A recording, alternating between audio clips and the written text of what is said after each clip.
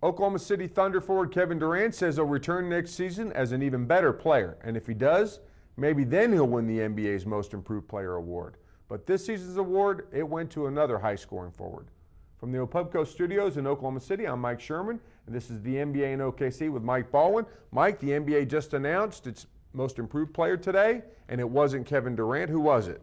It ended up being Danny Granger. I voted for the other guy, Devin Harris, and Granger second. Oddly enough, I didn't even put Durant on my ballot. What? I argue with Earl Watson and others on this team, the most improved player on this team was Jeff Green. And that Kevin Durant's definitely in the conversation around the league and on this team. But I say Jeff Green improved more on the Thunder than even Kevin Durant did. And so as a result, I say that it deserved to go to Granger or Harris. I voted Harris 1, Granger 2. I felt that was the two leading candidates by far. Okay, about Durant now, Mike. He did improve. He improved his scoring average from 22 to up to 25. I think he ranked 6th in the league in scoring, right behind Granger.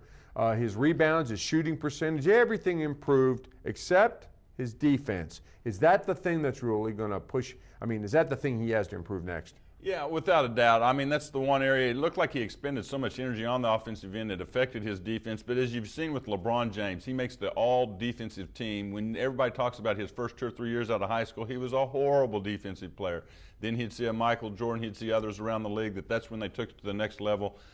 Kevin Durant kept talking about defense all year long, but his actions didn't back it up. I think this is the offseason he realizes, because when this team played better, even without him, remember when he was hurt, they had a 5-2 streak. It was because they were holding teams to 85, 88 points. I think the message got across to him. I think he realizes that, but now he's got to go do it, because defense is a lot about energy and heart, and when you're spending so much time on the offensive end worrying about getting off picks and getting open, you got to learn how to conserve energy and play both ends. Kobe, LeBron, all the great ones, Dwight Howard, they all do that. That's the next step for him. Okay, Mike, let's talk NBA playoffs.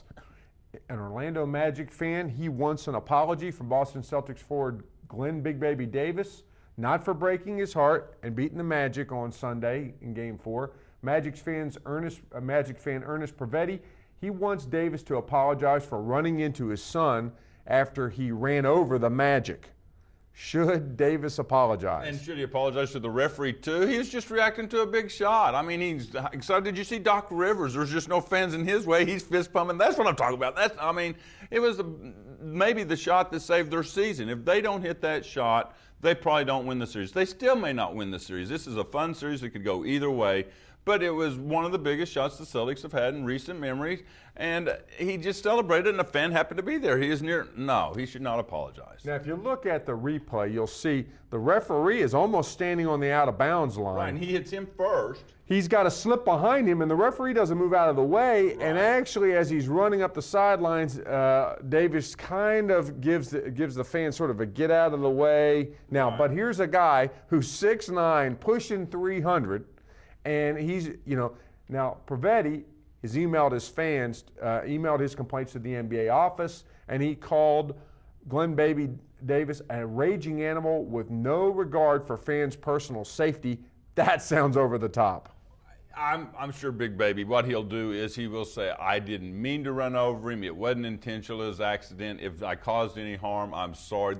He could do that, and everybody probably feel a little better about it. He doesn't need to do it. He shouldn't have to do it because it was just more of a rejoicing in the moment type of situation, but that's probably what he'll end up doing. But he did nothing wrong in this situation. Mike, you've seen Thunder games, these fans on the Nicholson seats, they're right there. They're in the lap of luxury, and sometimes they're going to get an NBA player in their lap of luxury. When Melo hit that game-winning shot, who, by the way, Melo looked pretty good last night in the loss, I mean, he had to be near the fans. There was so much chaotic stuff going on, but he hit it going out of bounds. He almost had to lay in somebody's lap when he hit the game-winning shot that night. Yeah, that's, by the way, I wanted to know when that game was being played, how does a kid sit in a $100,000 a year seat? That's what they cost Thunder. I'm sure they cost about the same Orlando.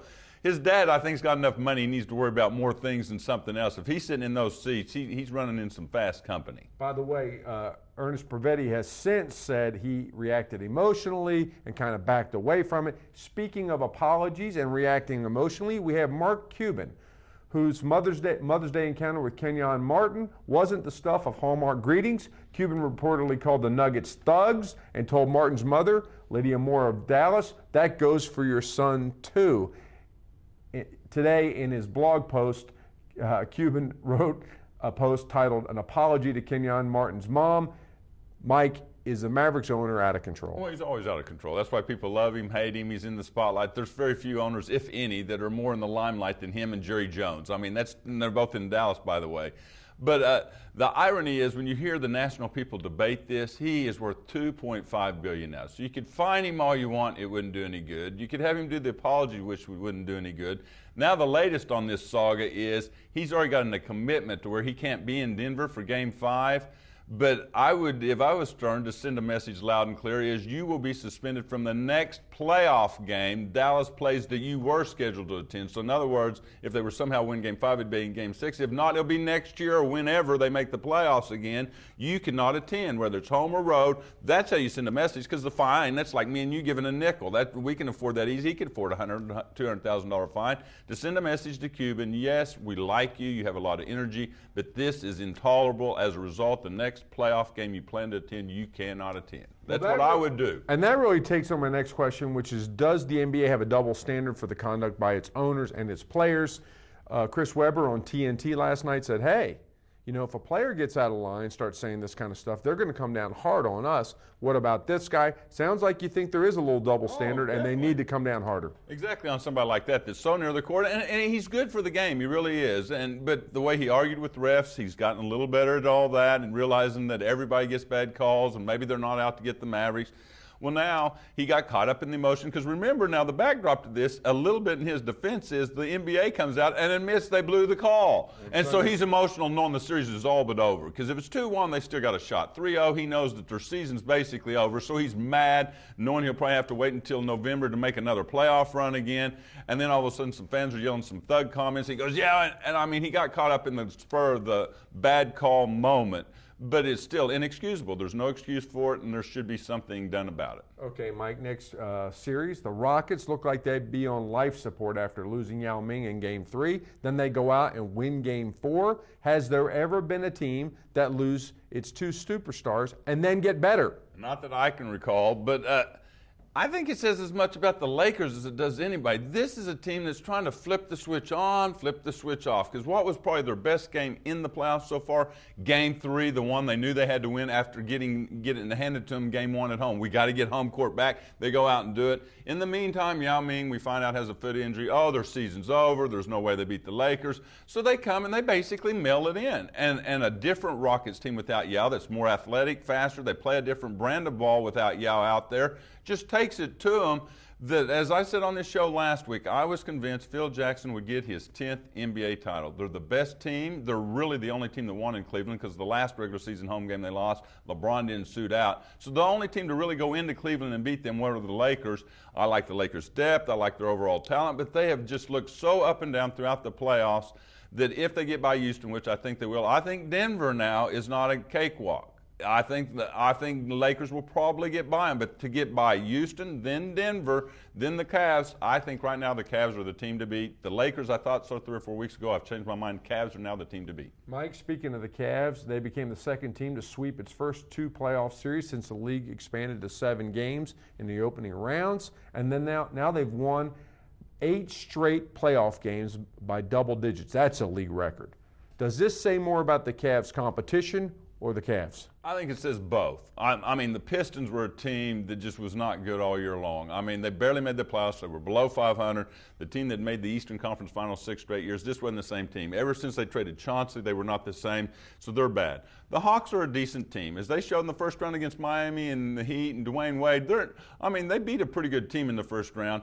The way they've dismantled the Hawks has convinced me that the Cavs are the team for real. Now, they're not going through a Mavericks. They're not going through a Hornets or a Trailblazers. Some of the teams in the West had to go through.